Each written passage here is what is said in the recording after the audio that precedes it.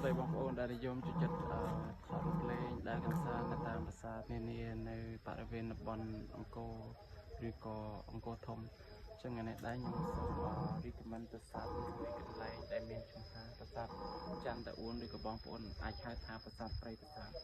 ប្រាសាទចន្ទតាអួននេះគឺមានទីតាំងនៅមិនឆ្ងាយប្រហែលពីតំបន់អង្គរធំយើងទេប្រហែលជា10ទៅ15នាទីយើងអាចជិះម៉ូតូឬក៏ជិះកង់ចឹងហើយប្រាសាទចន្ទតាអួននេះគឺកសាងដោយព្រះបាទជ័យវរ្ម័នទី7នៅចុងសតវត្សទី12ហើយប្រាសាទចន្ទតាអួននេះគឺជាប្រាសាទមន្ទីរពេទ្យមួយក្នុងចំណោម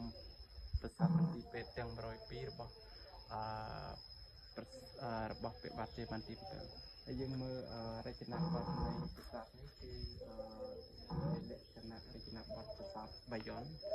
ហើយឧទ្ទិសទៅដល់ព្រះពុទ្ធសាសនាមហាយាន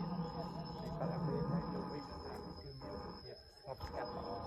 ខ្ញុំមកទីនេះ2ដងហើយតាមពីមានទេសចរទេហើយនៅបែបនេះគឺពុទ្ធសាសនាបែបតែមកទៅទីខាងកើតហើយនៅវិញនៅគឺ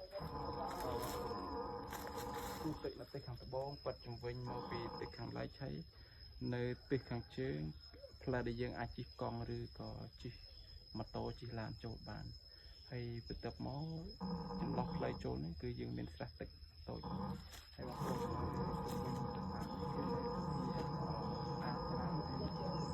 ទៅស្ងាត់ល្អហើយស្រស់ស្រាយខ្លាំងមែនទែនសម្រាប់បងប្អូនដែលគាត់ចូលចិត្តជិះកង់ជាលក្ខណៈគ្រួសារជាលក្ខណៈមិត្តភ័ក្តិគឺល្អខ្លាំងមែនទែនហើយនៅក្នុងគឺមានកន្លែងហាត់យូហ្គាពេលខ្លះ